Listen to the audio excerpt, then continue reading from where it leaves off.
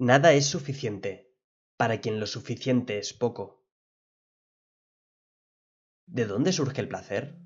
De la satisfacción de un deseo, claro está. Pero solo un poco de experiencia nos basta para entender que hay algunos límites tras tal afirmación. Cuando nos excedimos en la satisfacción de un particular deseo, el placer que obtenemos se va reduciendo e incluso llega a aparecer el dolor. Dolor por no poder satisfacer nuevamente ese deseo. Seguramente recuerdes alguna vez que tras pasar muchas horas sin comer nada, cualquier comida básica, ya sea una ensalada o una tostada, fue disfrutada como si fuese tu comida favorita. La abstención de la satisfacción del deseo despierta en nosotros un aprecio mucho mayor por lo que comemos. En ese punto nos sentimos satisfechos, tan solo con calmar aquella sensación de hambre. Eso ya lo vieron los filósofos antiguos como el propio Séneca, que dijo lo siguiente: soporta estas privaciones 3 o 4 días, alguna vez más días, de suerte que no constituyan un juego, sino una experiencia. Entonces, créeme, Lucilio, te regocijarás al quedar saciado al precio de 2 ases, y comprenderás que para tener seguridad no es necesaria la fortuna, ya que lo suficiente para las necesidades te lo dará aun estando enojada. Sin embargo, la mayoría de gente no es capaz de disfrutar de este modo. Comemos más allá de la hartura, y de hecho lo común es seguir comiendo más allá de la saciedad. No somos capaces de distinguir si las cosas que hacemos las hacemos por necesidad o por capricho. Por ello, cuando alguien come por placer de forma habitual, está usando una necesidad y la está explotando por un desajuste psicológico. Como esta clase de deseo tiene su génesis en el cerebro, el estómago puede estar saciado, pero la mente pide más. Las personas que no son capaces de vivir con moderación no hacen caso al estómago, es decir, a la necesidad fisiológica, sino que son guiados por su mente. Lo que quiero decir no es que debas renunciar a comer por placer, sino a darte cuenta de cómo estás actuando en tu vida. Pues si sacias tus deseos bien pasado el límite de la moderación, significa que hay un desajuste en ti. El deseo no perderá fuerza jamás.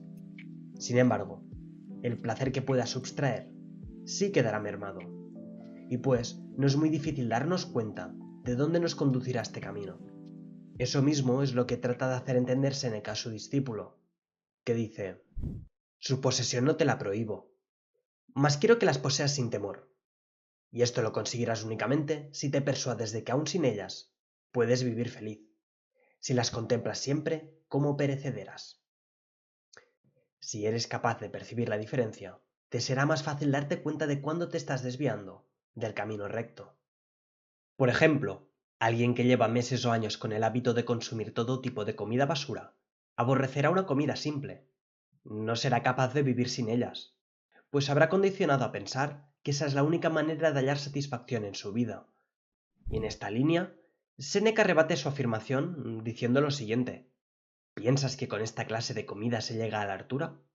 Hasta se halla placer, pero no aquel placer leve y fugaz, y que enseguida debe repetirse, sino el firme y seguro, pues no es cosa deleitable el agua, y la polenta, o un mendrugo de pan de cebada, mas hay un supremo placer en poder captar placer aun de esas cosas, y reducirse a aquel estado que ningún revés de la fortuna pueda arrebatar.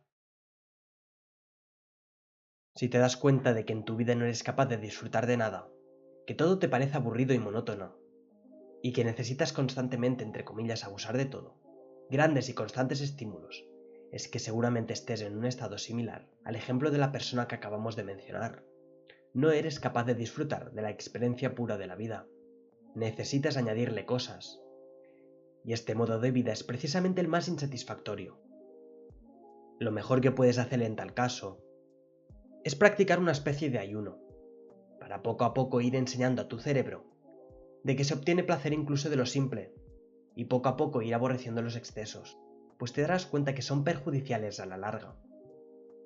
La verdadera felicidad se asemeja más bien al budismo. El budista insta al estudiante a que deje de desear.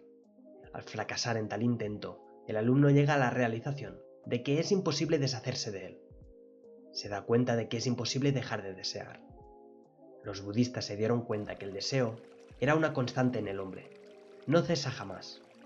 Por ello, cuando nos resistimos al deseo, es cuando más esclavos nos convertimos de él. Un ejemplo muy claro son las dietas. Cuando alguien empieza una dieta, normalmente deja de comer lo que más desea y come cosas normalmente menos apetecibles. ¿Cuál acaba siendo el resultado en la mayoría de las ocasiones? Recaídas.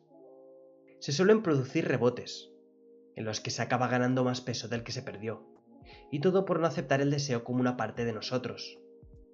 Cuanto más estricto trata de ser uno, más aumentan las posibilidades de caer presa de él.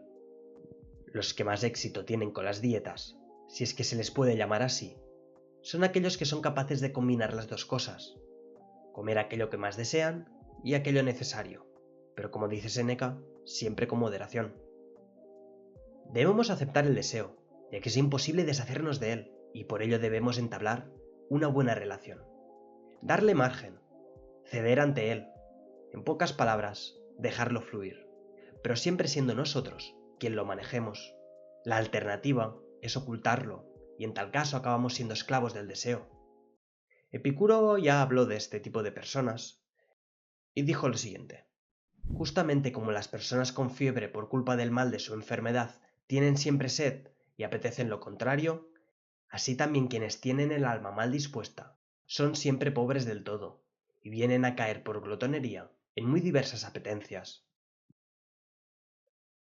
Los que no aceptan este hecho son los que tienen el alma mal dispuesta, pues cuando alguien se propone cumplir una dieta muy estricta, no tiene para nada en cuenta el deseo, lo menosprecia, y al no tenerlo en cuenta, éste acaba volviéndose con fuerza contra él, y le acaba derrotando. Si nos fijamos de forma muy sutil, la persona que deja atrás todos sus deseos para someterse a una dieta muy estricta, puede parecernos que ha superado sus deseos, pero en realidad sigue persiguiéndolos, pues la satisfacción que obtenía saciando sus deseos de comer, ahora la obtiene del objetivo que se ha impuesto, ya sea conseguir un físico determinado o conquistar a alguien.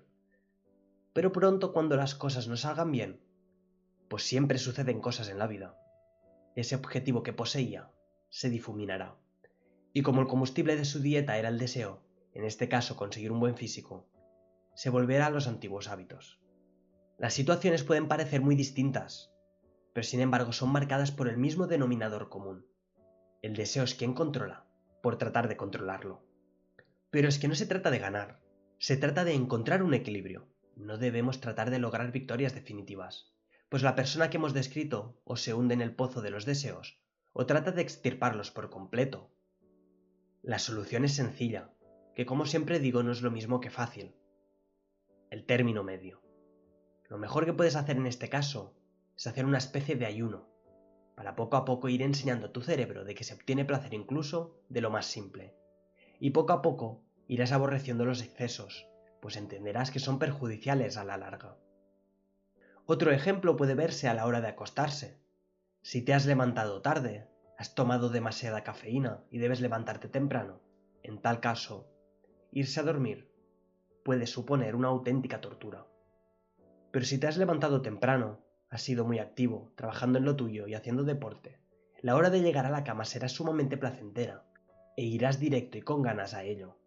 Podemos poner 1000 ejemplos más, pero la idea queda clara. Cuanto más repitas una cierta acción, menor placer conllevará. Aparte, debes entender que para que exista el placer, debe existir alguna especie de dolor. Para acostarte con sueño, debes madrugar y ser muy activo.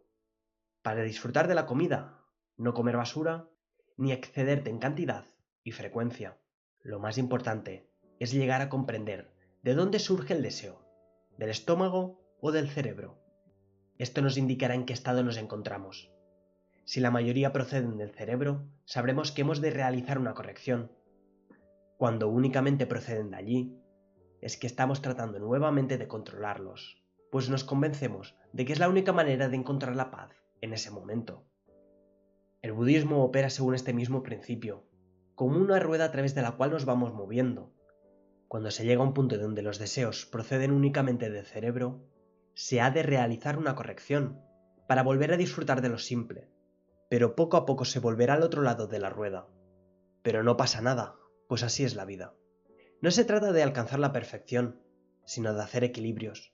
No se trata de controlar los deseos, sino de dejarlos fluir. Poco más que añadir, espero que os haya gustado. Dadle a like para que llegue el contenido a más audiencia, suscribiros si queréis ver más, y comentadme qué os ha parecido. Nos vemos en la próxima. Un saludo.